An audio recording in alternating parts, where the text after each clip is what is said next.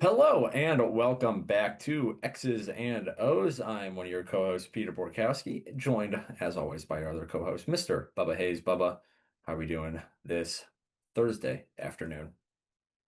Good to be with you, Peter, after a little bit of a break last week. Yeah, we took a break. Hang on, I'm gonna close my blinds because it looks like I'm getting raptured right now. I'm not, I think.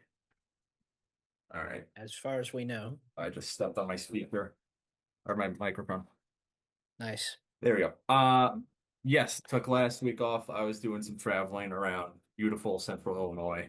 Um, and now we're back and we got quite a bit to catch up on. So NBA finals and draft are wrapped up. NHL finals and big trades are wrapped up. It felt like the trade deadline was the other day. And the NHL draft is also tonight, but I don't think we'll talk about that because I know Hmm. jack shit about the process other than like McKenna's going to go number one. So, Yeah. or it's tomorrow night. I don't know if I said tonight or tomorrow night. It's tomorrow night. So, anyways, so yeah, we'll talk finals, talk NBA draft, and some trades. Actually, some big trades went down them on that side, and then NHL finals and draft. So, trade. I'm all over the place. Alrighty, let's start with the NBA. That wrapped up first, barely. Um, the New York Knicks, I won't say somehow, but finally, that might be a better word, Yep. climbed back to the top, took down the San Antonio Spurs 4 games to 1. That was wrapped up on June 13th. Spurs won game five, 94-90 to clinch it. I will start out. First off, how much did you watch much of the NBA finals? I just watched parts of two games. Okay. I caught at least a part of all of them. Most of them. There were a few I caught like a quarter or something, but I will say this, deserved to be more than a 5 game series. Yeah. It was, I mean, every game. Game five, Knicks won by 4. Game 4, Knicks won by 1. Game three, the Spurs won by 4. Game two, the Knicks won by 1. Game one, the Knicks won by 10. So take out Yeah. game one, they're all within 5 points. It was a pretty incredible series. Despite Yeah. only going 5 games, I would have loved to have seen it go. I'm gonna say it, go 6 games or 7. Yeah. So I'm so sorry. Um, Yeah, I don't know. I guess we'll start with you since I watched more of it. Were any takeaways on your end? Any talking points? Yeah. I mean, I would say I had a similar takeaway from you, just kind of from what I saw of the series. It was like, it really felt like the Spurs easily could have been up 3-2 after 5 games, Hmm. just as much as the Knicks won 4-1. I mean, at the same time, though, they really were leaking oil in the fourth quarter in a lot of those games. So I don't know if I Yeah. can really say they deserved to get to a game six, considering the way they lost a couple of those games. And I mean, even just down the stretch, I mean, obviously they blew that really huge lead in, was it game four, 3 or 4? I I think it was game four. believe it was Um, 4. Yes, it was before they went back to San Antonio. yeah. Yeah. And then game five, down the stretch, obviously they were winning for most of that game. Right. But they really were not impressive down the stretch. I mean, they took some really bad shots. It's not like the Knicks really ran away with that game. The Spurs were taking really bad shots. I mean, the Knicks missed like 4 free throws in the last 2 minutes, and it's just still didn't end up mattering. So that to me it was a competitive series. I'm not that surprised that the Knicks won. I just thought it might be a little bit closer as far as like, going more than 5 games. Yeah, I think going into it, a lot of people were going Spurs. I think you heard the phrase, that the Western Conference final between them and the Thunder was the real NBA finals, that whoever came out of the West was going to win the title. And I think if Oklahoma came out of the West, I think they would have. I think Okay. they ran into one of the very few teams that can play them well, which Yeah. is San Antonio, which is Hmm. just, sometimes it's luck of the draw.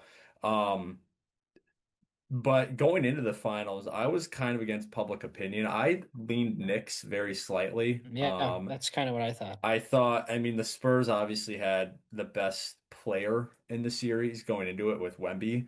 Um, but the Knicks, they hadn't been to the finals before, but they had been on deep playoff runs before, which the Spurs hadn't. And then that does count for a lot. Mike Yeah. Brown, the Knicks coach, first year head coach for them, but he's been around the block for few decades at this point. I think he was an assistant for Pop, like in the very early 2000s when the Spurs were doing their thing. So I think they just had that more experience. And I think it showed in the fourth quarter. Yeah. I mean, Yeah. I'm looking at the probability chart now. Game two, which the Knicks won by one, the Spurs had where was it? Oh, this slider is so garbage. 72.8% chance to win with less than a minute to go. They, Game three, which, no, wait, was that game they three? won. Game three, which they won. Game four, which was the total collapse. Yeah. The Spurs were sitting at as high as 99, 99.4% chance Oh, to win with 8:59, and then they jumped back up to 74.5% chance with 16 seconds to go. And then yeah, wow. game five, which obviously the Knicks want to clinch it, the Spurs at as high as 95% chance to win Oof. with 8 minutes to go. So yeah, and I mean the fourth quarter is where it came down to it, right? I think the Knicks did a Yeah. good job of they weathered the storm for, three quarters and they were stayed close enough that they could use that competitive edge to you know, to pull away in the fourth. So I think the Spurs, they'll be back. Like they'll be fine. They still have Wemby. They still Yeah. have Dylan Harper, who looked freaking amazing that series. Stefan Castle is still there. He's gonna be good. And then they got to figure out De'Aaron Fox because I think all of San Antonio wanted him exiled after his game four blunder, where all he had to do was run the clock out, and he just threw something up at Yeah. the rim, which was so stupid. But um, yeah, I mean that's really what I got to say about the series. I mean the Knicks are a really interesting champion though, because they don't have that superstar caliber player that a lot of champions often Yeah. do. I mean, Golden State with Steph, Denver with Jokic, Milwaukee with Giannis, LA had LeBron, Boston had Tatum, and you can maybe throw Brown in there. And Jalen Brunson, who is their number one, is very good, but he's Mhm. also a small guard, which Yeah. does not usually suit well for your alpha, but they Yeah. made it work. So really unique kind of champion. And also the other main point to take away is they're the eighth unique champion in the last 8 years now in the NBA. Yeah. I think Yeah. for the last repeat, you'd have to go to 2018 with Golden State, who then won again in 2022 or 23. I forgot which one. I think 22, I want to say. So, anyways, so yeah, parity is all over the place. Um, Yeah. I'll get your what do you think of? Because I've heard different opinions. What do you think of parody like that? Do I like it? Do you like it? Do you dislike it? I mean, where do you kind of sit on it? I mean I like it. I mean, for me personally, like, and I feel this way in every sport, like, while yes, it's good to kind of have teams that are, I don't want to say dynasty, but are, I think it is cool in some regard to have teams that you just know are always going to be good. Right. It gets irritating, when they win two or three times in a 5 year span. Like, even though obviously we all know it's going to end at some point, it just while you're living in that, it's still kind of annoying. I mean, that's how it was with the Chiefs and the Patriots. Yeah. That's sort of how it is with the Dodgers right now. Like, that's how it felt with the Warriors back then. I mean, obviously now, we're looking back on that 10 years later and it's like, well, now there's parity, but I think when you're living in it, it is annoying when you don't have, you know, a little bit of competitiveness, Yeah. honestly, and especially when you get deeper into the playoffs. Yeah, I'm split because I do like as a, I won't say hardcore, but as a serious NBA fan, like I do like seeing different teams win. I think it's interesting to Hmm. see how teams construct and, always one up each other.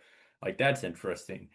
I think from a casual standpoint, though, like having that villain is good in a way because, Yeah. like, I mean, it unites people against someone, like, and it's a storyline to follow, or the Chiefs going to do it again, or the Warriors going to do it again, or Patriots going to do like so on and so forth. So, Hmm. um, I don't know. I'm split. I wouldn't mind at this point now that we've had 8 years of unique champions of like, all right, like let's see somebody maybe take a run at it. I thought it was going to be OKC, and then they ran into the Spurs.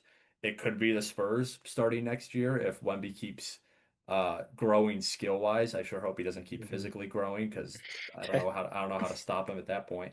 Yeah. Um, but yeah, no, that's kind of where I sit on. And I will say about the Golden State thing, I think what was more annoying to me, other than Golden State winning 3 of 4, was that it was always the Cavaliers. Um, just no, Back it's to your not. It's LeBron not because hatred. of LeBron. Chill Yes, out. it is. No, it's Yes, it is. because it was every year it was the same two teams. Like, or Yeah.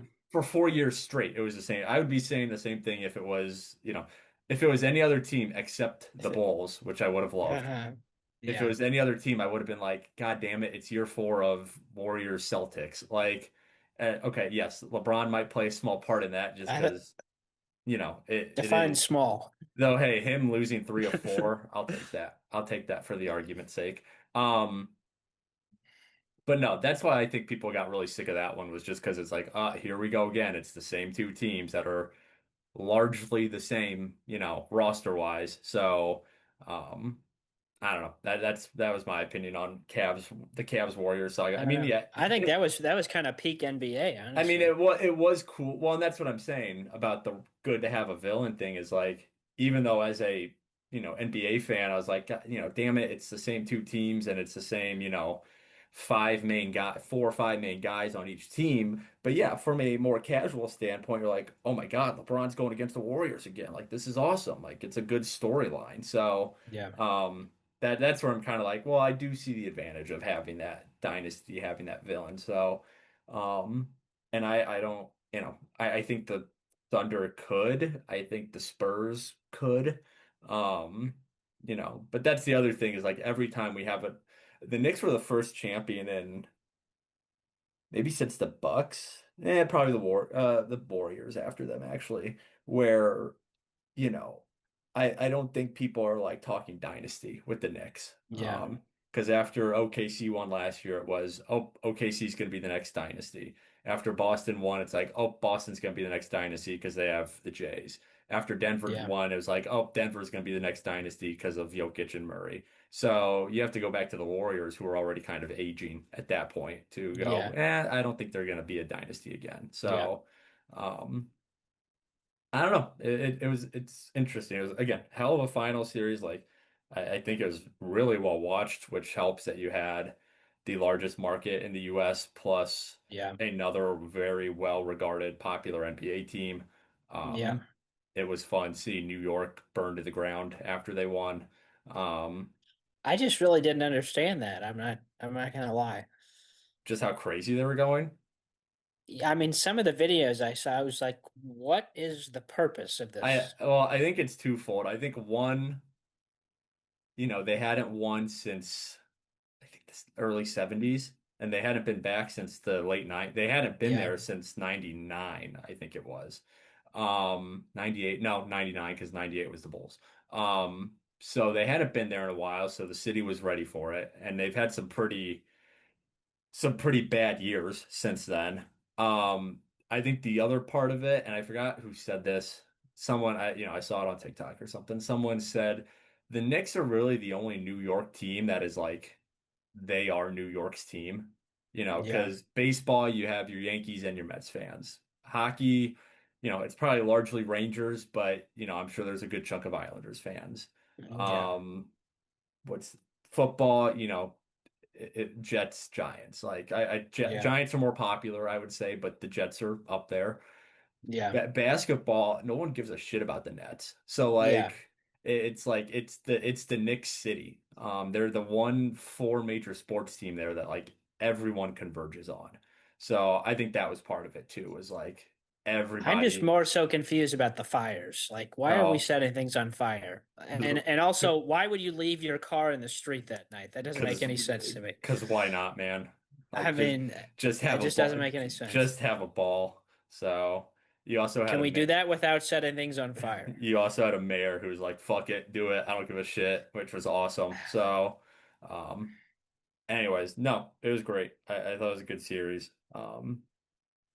And yeah, excited to see where they go next. So, um, had some big, see, one trade happened before, one happened after. Giannis finally got traded. Yeah, saw that. He ends up in Miami, Hmm. which him and Bam Adebayo together are going to be very hard to score on. I'll say that. Not a lot of shooting, which doesn't help, but Yeah, because that's always the thing with Giannis is he needs to have shooting around him because yeah, that's not his game. yeah. So it's just, after Who years d- of tr who did they draft last night, or did they lose their pick? the Heat, Yeah. well, I'm guessing the first rounder, yeah, first rounder went to Milwaukee. That was Ah, okay. So a, they didn't a, have a first rounder. Ament. Yeah. Hmm. And then second round, did they get anyone? No, their second round pick went to OKC for whatever. So, Oh way. yeah, Otega away. So, um, anyways, um, yeah, I mean that's kind of how the Heat roll is the Heat never Yeah. rebuild. They're always in the market for the next big name, which was, this year Giannis, Jimmy Butler before that.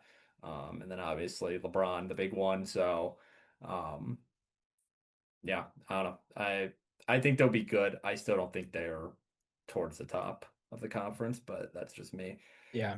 And then this morning, late last night or this morning, I think this morning, LaMelo Ball traded to I saw Minnesota. that too. Yeah. Minnesota gave up fan favorite Naz Reid.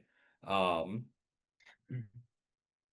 so I don't know, that'll be fun. LaMelo's kind of a fun player, just does whatever the hell he wants to do. I'm sad that Eric Collins, the Hornets play-by-play guy, won't be calling him anymore because I don't know if you've seen those highlight reels of Eric Collins plays.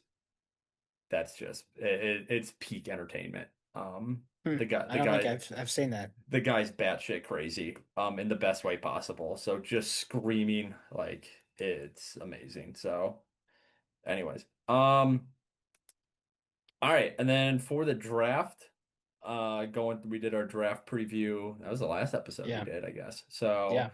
um, 1 through 5, pretty chalky. Then Bansta, Peterson, Boozer, Wilson, and then Wagler. Uh, the first, I don't know if it was a surprise really, but the first one that kind of piqued my interest was the Nets took Brown over Acuff. Yeah. I That thought was interesting. I thought Acuff would go first between those two. But I know Brown is obviously well regarded too. Hmm. Fleming's went 8 to Atlanta. I think that one was pretty, yeah. Kind of a bigger shock was Morez Yeah. Johnson Jr. going 9. I think we know why he went 9. Uh, for anyone not in the loop, Dustin May is now the head coach of Yeah. the Mavericks of Dallas. So maybe picking up one of his boys, doing the Jim Harbaugh method of, yeah, Yeah. you played for me, I'm gonna take you. I But don't what know. was interesting is I wouldn't have had him being the first Michigan player off the Well, board. that So too. Yeah, that I didn't even really think of that either. Yeah, I mean, I would have had him third off. I think he was third, in the I projections. think he I would, was I think he was solidly third because between the other yeah, two, it was kind of like fit based, like, do you need a yeah, center? Do you need a forward? And then Johnson was pretty squarely third after those two. yeah. So, So I'm um, surprised he didn't go Lindeborg if he wanted a forward. I guess maybe the age thing, because the Mavericks are still probably a few years away from really being up Yeah, there. So, and Lindeborg, as we'll talk about in a second, is a much more of a win now guy. So, I don't know. That would be my rationale, I guess. Because how old is John? What was Johnson this year, age wise? Not sure. Johnson's 20, so he's It's got 3 or 4 years younger. he's Yeah. got 3 or 4 years on Lindeborg, so he could grow with Flag. Um, that's got to be part of the rationale, I would think. Yeah. So, Braden Burris went to the Bucks. Um, and then the two Michigan boys who I think we called were going to go to Golden Yeah. State and Oklahoma went to Golden State and Oklahoma. Golden State got Lindeborg, and then Oklahoma got Mara, which probably means Isaiah Hartenstein's out the door to save some money. Um, yeah, I think those are both really good fits. I think, Lindeborg is what what was I gonna say? It's what the Warriors need, a win now guy, because they need to win now while Steph is still somewhat close to his prime. And then Mara, OKC needs they need something to counter Wemby because they're probably going to run into him again. And I don't know Yeah. if Mara's gonna. He's got the height to do it. I don't know if he's got the skill, but we'll see. Um, Amet went to Milwaukee. Steinbach, Bulls picking up Dalen Swain, which I did not expect them to take a guard there. I don't really know what to think of that. Uh, my Valley boy, He's a good Bennett. player. Yeah, I think he'll be good. And honestly, I'm glad they did because they traded for a center a few days ago. Maybe less than a week ago. They got Nick Claxton from the Nets, who's a starting caliber center. So going center there, even though they probably would not have been super fit wise smart, especially because they just drafted a forward. My Valley boy Sturts, he went 16, which is a little higher Yeah. than I Good thought. for him. Um, might be a sign that Ja is on his way out. Another former Valley boy, even though he was OVC at the time. Um, and after that, just looking at the name, Joshua Jefferson, 28. Yeah. That'll be interesting. Um, I mean, such a good player, just obviously ran into the injury bug. Um, Yeah. I will say, I mean, if you didn't watch the draft last night, you really didn't need to as long as you watched our preview episode. So, I think yeah. we did a pretty good job. Yeah, the first, I mean, yeah, I think I thought A Cup would go first between him and Brown. Yeah. Um, Fleming's we kind of thought would be the last of those three guards to go. I don't know what the Hmm. hell we said for, pardon me. I don't know what the hell we said for Dallas and Milwaukee. We called Yeah. Lindeborg and Mara to Golden State and OKC. Um, and then after that, it was I think we had aim at higher than Yeah, 13. we did. Yeah. I think we had him going to Milwaukee, but the first time. So Yeah. before they got the trade. So and then I thought the Bulls would pick a center. Um, just because, but that was before Nick Claxton was traded there, and I don't know. And then interesting names in the second round. The Bulls had Braden Smith for like 15 seconds. Traded him to Indiana. So I didn't watch the second round, but I was just looking at the picks. Why was it like every single player was traded, or were some of those just already listed as trades So I before that? think, and don't quote me on this, I haven't read the rule book, but I think how the NBA draft works is trade, even if you trade a pick, the team you got it from still makes the pick. It's under their name, if that makes sense. Okay. So like, say the Bulls had already, I don't know if it was before or after they made the pick, but the Bulls traded that pick to Indiana for Cam Jones. Indiana would basically tell the Bulls, "Hey, pick Braden Smith here." Okay. It would be announced that the Bulls picked him, even though Yeah. his rights were already belonging to Indiana. So Yeah. yeah, all those traded. Those were all a lot of those were done beforehand, but it's Yeah. just that the team who owned the pick still had to make the pick, I think. I was just confused because almost every single one of them was listed as a trade, and I didn't know And if I that was and I right. think it only goes back so far because um the Bulls pick 15, their second first round pick, that was from Hmm. Portland in the I forgot what that trade was. I forgot what that part of that trade was. I think it was part of the one of the Drew Holiday trades. They were a third team. Anyways, that pick went under the Bulls name. So I think if you make the Okay. trade so close to the deadline, the team who traded the pick away still, again, makes the pick, but Yeah, that makes sense. that player belongs to whoever they traded it to. Yeah, So yeah, that would be pretty funny though if the team who traded the pick still picked whoever they wanted and just yeah. said And then, fuck you. Here's the finest Southern Illinois starter. yeah, Good luck, guys. Um, that would be I'm that'd ready be to speak Saluki. that'd be really yeah. But no, Braden Smith was a bull for like 15 seconds. Um, Jacoby Gillespie, another former Valley boy, though he transferred. Came from Belmont to Tennessee.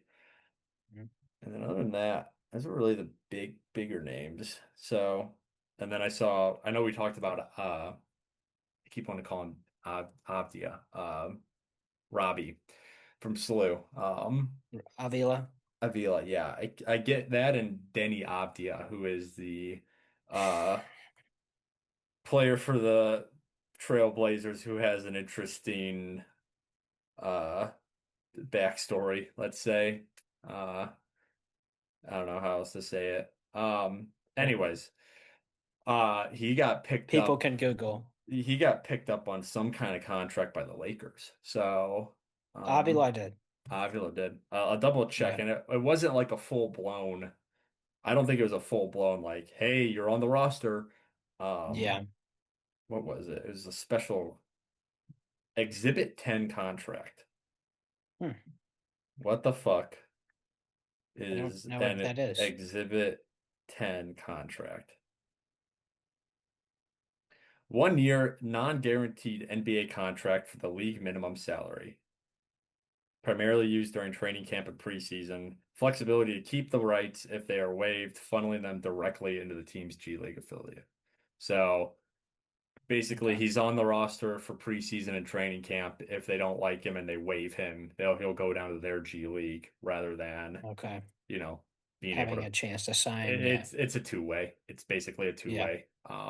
So anyways, but it's kind of what we thought with him that Yeah. Yeah. someone would take a flyer on him and see what happens. So but anyways, that's the NBA side. Finals good, draft kind of like we expected. I'm really interested to see how these top four turn out. I think all of them they could all be really special. It was a pretty deep Yep. draft. I mean, I think we said it during the draft preview. A lot of most of those four, besides maybe Wilson, just because of his production levels, um, they probably would have been number one in, you know, if you spread them across three draft classes. So, good draft. All right, Yep. take a break, and then when we come back, we got the NHL to talk about. All righty, welcome back. Bubba and I have returned from our break, and we're here to talk about the NHL. So, finals wrapped up a few weeks ago now. Week and a half, maybe. I don't know. I've lost all concept of time during the summer. Yeah. Oh, damn it. I went to ESPN for the scores, and it has the preseason schedule. It's like, no, I don't want that. We're not there yet, Never start guys. too early. We're not there yet, guys.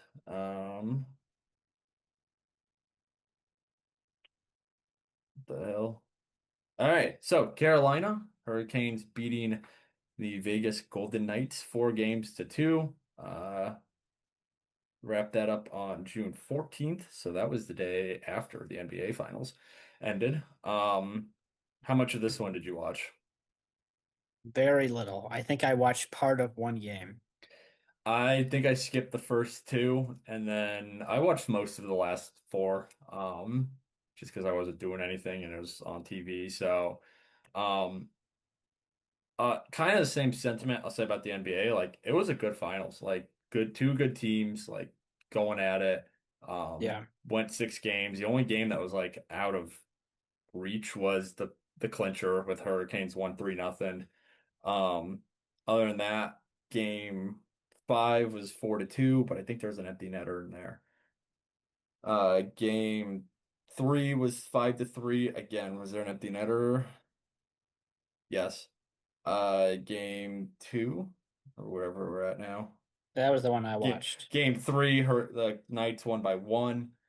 Um, I game think they two, came back to win yeah, game game two. two, the Hurricanes won by one, and then game one, the Knights won by one. So again, Yeah. other than the empty netters and then the final game, they were all one goal games. Yeah. So no, good. I mean, good series. I didn't follow the NHL as much this year as I have in the past. They were very evenly matched, I would say. I don't know that there was a clear favorite heading into No, the series. no, and I'll start by saying like it's gonna sound brutal, but I'll say it. Like it was kind of this. I'd like to see what the viewing numbers were because kind of felt like the series that no one cared about. Um, Yeah, and I that's mean, kind of fair to say. and that's a shame because like again, very good hockey being played, but like you have Carolina, which is Carolina, and then you have Yeah. Vegas, who no one really likes just because they've been so good since they entered the league, and then also they've signed some less than good people to their roster. Carter Hart, looking at you. Yep. Glad God, we got that in there. when Carolina, what were they chanting? I think Carolina fans were chanting like "no means no" at him, which is just Good. Yeah. absolutely no good, but it's just like absolutely insane. It's like holy Yeah. shit, this is brutal, guys. Um, But I mean, if you're going to sign someone like that, I think you take the risk of that happening. Like, yeah, I mean, I think it's good that they've gotten a lot of shit for doing that, but clearly they had to know what they were getting into when they yeah. signed him. So I guess they were fine with it. And he did not play a great series. No. So, Yeah.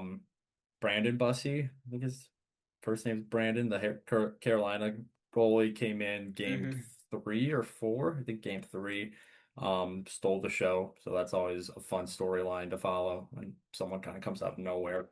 Yeah. Um, yeah, I mean, again, just good hockey, two good teams, but kind of, I don't want to say irrelevant because it's not irrelevant, but you have Carolina, who outside of Carolina, there isn't a ton of, I feel like most people are just so indifferent on them.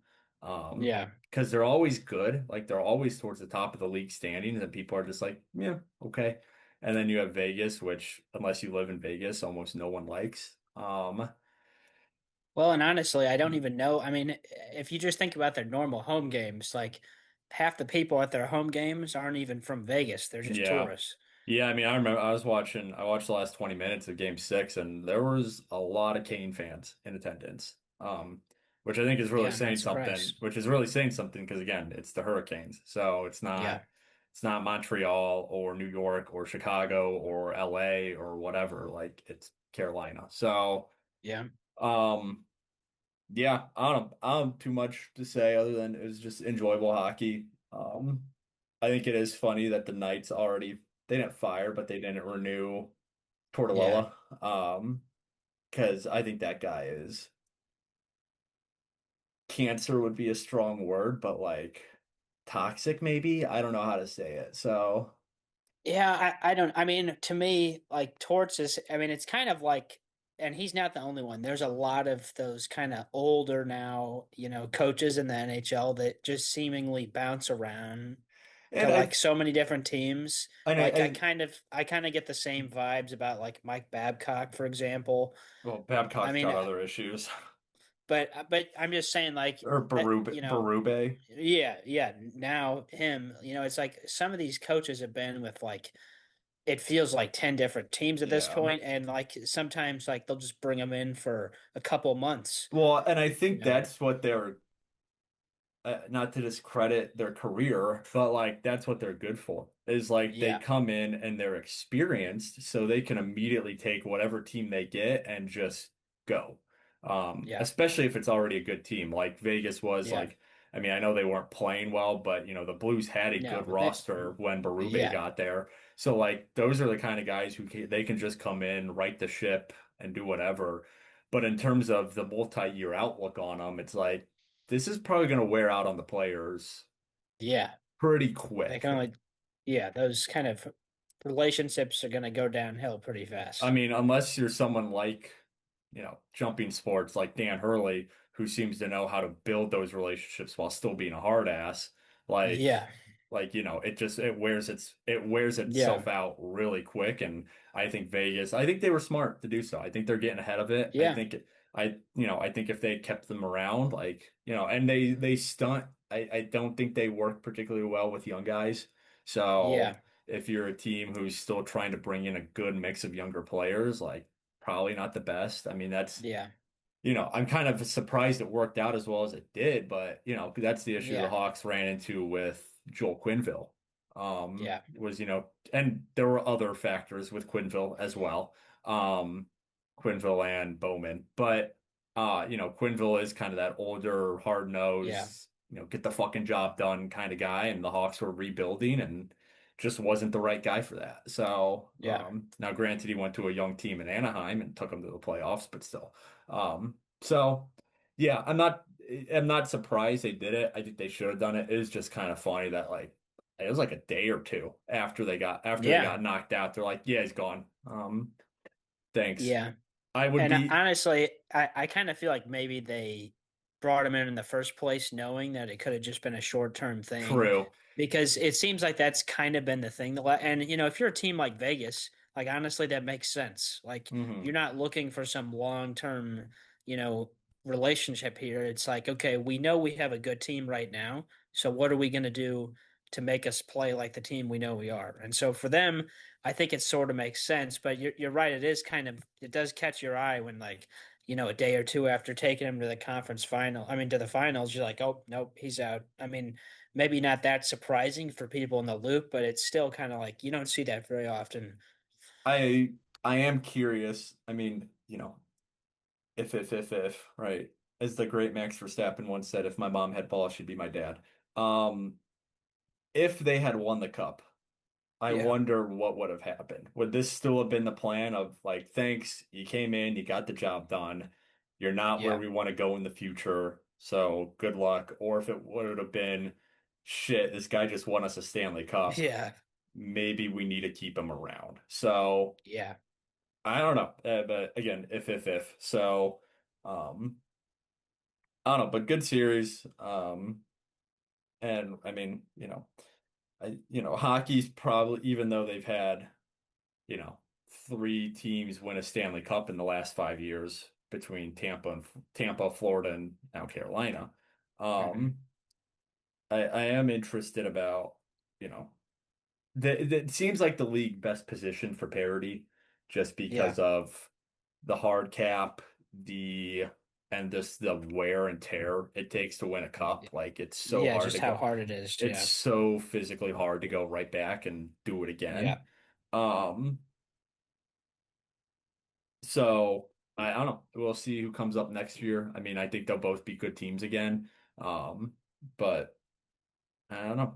Also, the fact that I saw there's a map that, a team above a certain line, north of a certain line, has not won a Stanley Cup in oh a while. I think the northernmost team was at the Avs. Um, yeah. So I think every cup winner since, let's see, 19 was the Blues, 18 was the Caps, 17 was Pittsburgh.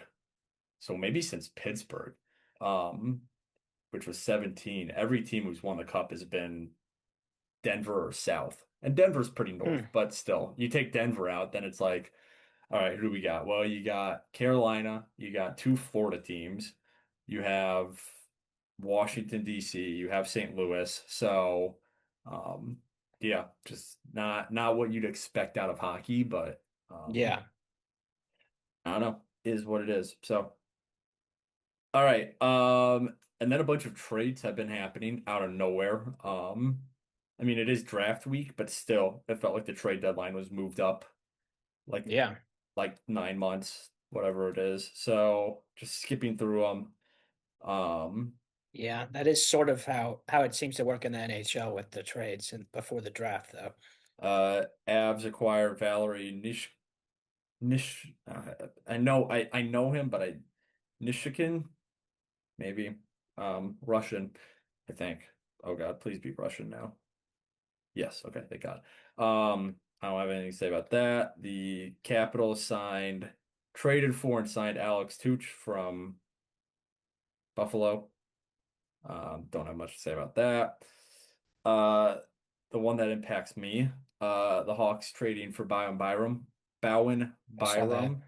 Byram, sent a fourth, a 45th, and then Louis Crevier, who was a solid bottom four defender. The guy's also like 6'8", or is he? Oh, he's 6'8". Damn it, we were so close. Um, Eh, well, the Hawks catching a lot of shit on that one. Um, Byram's a really good defender, or really good defenseman, more of an offensive guy. Um, but a fourth, a second rounder, and then a decent young defenseman for him is a lot. Um, and I won't go too much. All I'll say is it is a lot. I wish they could have kept one of those pieces. I think all three of them together was a lot. But, they do need to take a step forward now. They've been tanking since the bubble when they made the playoffs and won a series somehow. Um, but like it's time to kind of start seeing the results of it. Like I'm not saying cup or even playoffs, but just like being in the fight for it, which they haven't been in years. So, Can I ask, because this is not necessarily to do with the trade, but what's the deal with Connor Bedard? Like, obviously when he came into the league, he was kind of brought up to be this really sort of special player. Not to say he hasn't been good, but I, right. I, I think it's fair to use the word underwhelming. Like I he hasn't think really so. been I think with been what Bedard, they said. I think there are a couple of things with Bedard. Um, I think he's what he was projected to be. Like great shot, good hands. Like that's what everyone said he would be, and he is that. I think the three issues that they've ran into him that are holding him back is first off, he has at least one injury a year. I mean, he is a smaller guy, so he's gonna get beat up, and he misses at least a few weeks every year. He Yeah. missed quite a lot of time this year and still had over 70 points. I think they're still trying to figure out how to use him. I think they're trying to figure out if they want him to be a center or a winger, basically. I wish they would move him to wing because that's where he can kind of operate the best, score, distribute. He's also not a great face-off guy, so I don't know why they keep putting him there. And Hmm. then the other thing is he just doesn't have a running partner yet. Okay. They keep trying to throw these either young guys at him and hope they come up together, which, they're both young guys at that point, Yeah. or they sign some middle six forward or trade for some middle six forward. They put him with him and say, yeah, good luck. Um, Yeah. I think if they went out, that's why, even though I don't think they were ready yet, that's why I wish they were kind of in the Mitch Marner sweepstakes a year ago, Mm. is because, like, that's who he needs. He needs someone who he can really feed off of to unlock that true potential. Yeah. I mean, even like Kane, who I see a lot of flashes in, Bedard, just skill set wise, like, you know, he won his MVP when he played with Panarin, and Panarin was great. Um, he needs someone like that who can really Okay. help him out. So I think that I haven't been disappointed. Like he's putting up good numbers. Shown all the skills that you would want him to Yeah. show. And I think the other thing with hockey that's different than like basketball and football is like it takes these guys a while to like really hit their prime. Um, just because of Yeah, that's fair. how physical the league is, a lot of these guys don't come in nearly big enough to really compete. Um, Yeah. and Bedard's what, 20, I want to say 24. It might be 23 actually. Connor Bedard. Yeah. He's 20. He's I just 20? think for my Fuck. question Yeah, he's oh, 20. He's 20 okay, years. that makes more sense. So, Yeah. yeah, I don't know why I thought he was 23. I think I was getting him and like Caleb No. Williams and PCA confused. Yeah, so he's 20. So, Yeah, if 'cause you I don't think he did college or anything like that. So it does make sense. I was just more so asking because I think a player like him came in with a lot more fanfare than like a Celebrini type player, and you can see on the results one of them is obviously a lot better than the other right now. Yeah, I think Celebrini produces more. Yeah, I think if you switch their positions, I think the stats would stay the same. Like, no, that's not how I would word that. If you put Bedard on the Sharks, I think he would have higher point totals. I think if you put Celebrini yeah, on the Hawks, he would have less. So, I think the skills are all there. Like the tools are all there. The guy's got an insane yeah, shot. He does something highlight worthy every game. It's just he needs a lot of help. yeah, And the Hawks just, they haven't built around him yet. And again, you say if you think their prime is late 20s, say their prime starts at 26, like he's got 6 years to go. So um I'm not I'm more worried about this contract because it's gonna be to a point of like, kind of the Giannis situation of, are they gonna actually fucking build around him? So yeah. um I don't know. I think that's what this Byram move is supposed to do. I think they just gave up a little too much for him. So um Okay. I'll let you go on this one. Blues sending one of their Cairo. players, yeah, Kyrou to the Capitals. Blues get number 16 and Connor McMichael, who, as well as a prospect, who I thought, yeah, Connor McMichael is Yeah, pretty good. yeah, I don't know. Get your thoughts on that. It's your team. yeah. Well, I will say first off, I think it was a good trade for the Blues and honestly for the Capitals too. Like they're getting a really good player in Cairo, who, to be honest, it is a little bit bittersweet because he was probably my favorite player on the Blues right now. But, I do think it was the writing was on the wall that there was, a change coming. I don't think the Blues, despite what some reports would say, I don't think they have any interest in trading like a Robert Thomas type of player. Hmm. So it did make more sense to trade Cairo. Um, as far as what they got back for him, I think it was a pretty solid return in a position that they really needed some help on, a couple young forwards.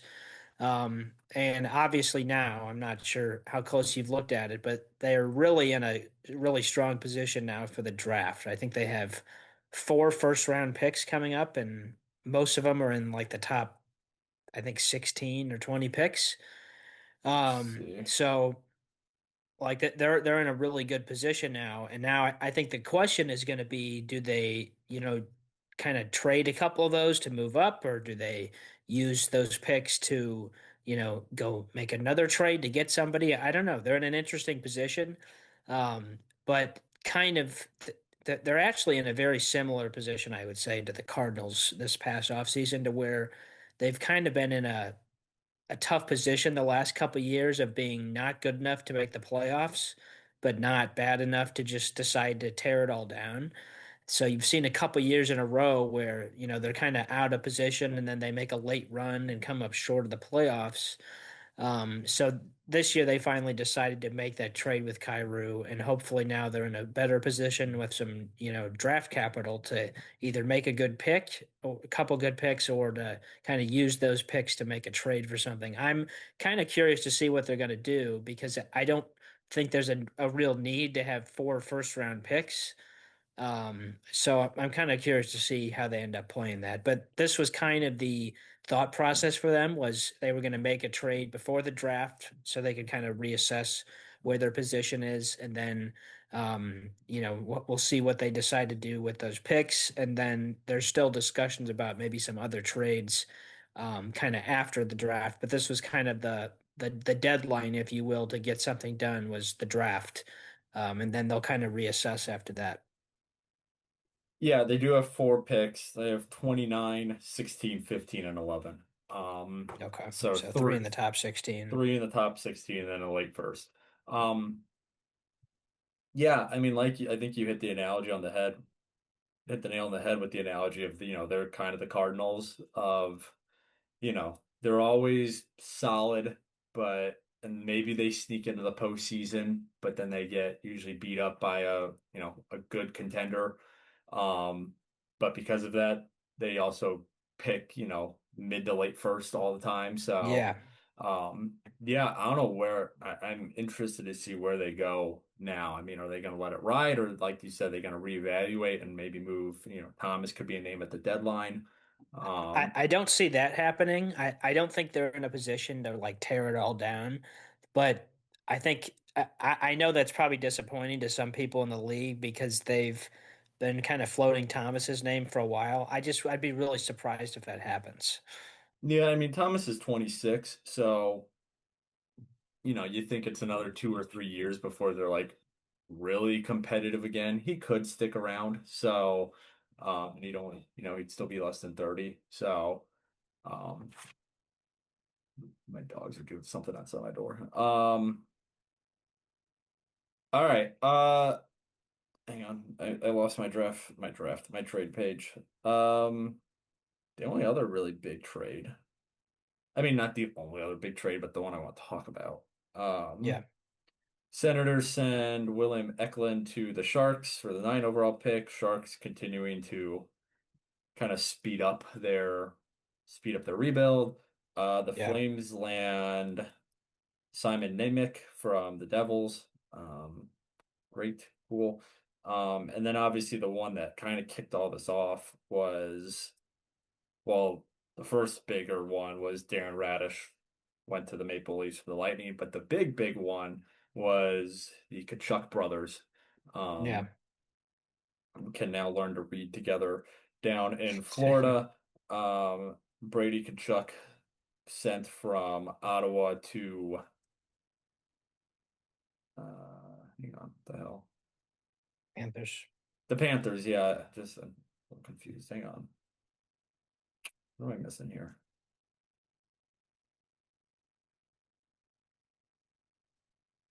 What the? Oh, sorry. So Eklund got traded from the Sharks to the Senators for the 9th overall pick, which the Senators got in the Kachuk trade.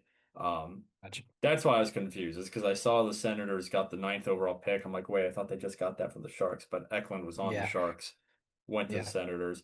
So yeah, Senators send Brady Kachuk to Florida for the 9th and 25th overall pick in this year's draft, a 2029 first and a 2030 second. So 4 picks, 3 first rounders, a second rounder for Brady Kachuk. Um, I don't know. I like it from both. I'm a little yeah, perplexed on Ottawa's side.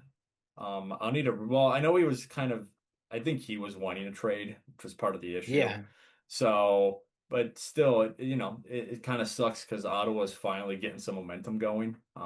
Made the postseason, like yeah, look like they were actually turning into a solid team, and now you have to trade away one of, if not your best players, because he wants out of Ottawa. So, yeah, and for Florida, that's what you expect someone like them to do. yeah, They they want to compete now while they still have Matthew Tkachuk and Bobrovsky, as well as God knows many other good players. So yeah, trade draft capital for them and see what happens. So yeah. But it makes sense from their side. I don't really understand what the Senators are trying to do, but I think it was that he wanted out. I think if he didn't yeah, want out, they wanted. The only negative I hate, not hate, the only negative I have for Florida is losing the 9th overall pick always hurts. I mean, you're going for a cup, so it makes yeah, sense. But at the same time, like you do have to keep the prospect pool fresh. And yeah, when you are a good team with a chance at a top 10 pick, I'd almost rather see you take it. Though Brady Kachuk's, yeah, Kachuk's young. Um, that 2029 first and the 32nd, I think that's where it could really hurt them because, that's in three/4 years now. So who knows what they'll be like then?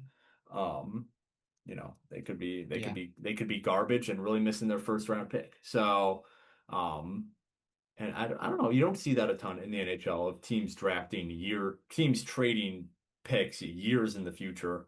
Um, you see that a lot in the NBA, but NHL it's a little more unique. So I don't know. We'll see the St. Louis boys can do together. Um, yep, down in Florida. So, like I said, maybe finally pick up the ABCs. Um, All right. Any other NHL stuff you want to cover before we get out of here? Nothing that I can think of. All right. I know you need to go watch the World Cup. So, No. what do you mean, man? USA plays tonight. The game doesn't even matter tonight. They already have their place not locked in. Yeah, it's still group I play. think they're starting. I mean, I think they're sitting most of their players. I would think so. World Cup is too long. I'm sorry. Like, Yep. I know soccer takes a lot out of these guys because it's so much running, but like the fact that we were having, because when did they play last? Friday, I think. Yeah. Do we really need like 6 days in between games? It's like, suck it up, get out there. Yeah, I don't follow well, I follow, I see what happens, but Yeah. I don't really care. So sorry, soccer fans will not be doing a World Cup episode. Um, Alrighty, well, that about do it then. So covered the NBA, covered the NHL. Nice little recap to jump back in after a week off. Next week, I don't know. Maybe peek in at the NBA, peek in at the MLB. It's been a while since we've Yeah. talked about them, and a lot has happened, especially for one of our teams, has seen both extremes of the season already. So, what a fucked up season. Anyways, alrighty. Well, in that case, Bubba, I'll let you get on your way. Go Gorlocks. I see it on your shirt. Um, Yeah. go lock it up, baby.